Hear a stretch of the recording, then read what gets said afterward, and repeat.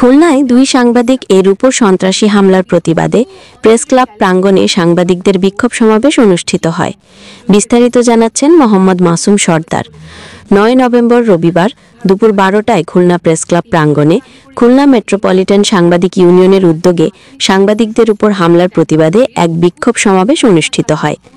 বিএফইউজের সহকারী মহাসচিব এমইউজে খুলনার সহসভাপতি, খুলনা প্রেস ক্লাবের স্থায়ী সদস্য, দৈনিক আমার দেশের ব্যুরো প্রধান এহতেশাম উল হক শাওন এবং এমইউজে খুলনা ও খুলনা প্রেস ক্লাবের স্থায়ী সদস্য, আমার দেশের স্টাফ রিপোর্টার কামরুল হোসেন মনিরের উপর হামলার প্রতিবাদে বিক্ষোভ সমাবেশের আয়োজন করা হয়।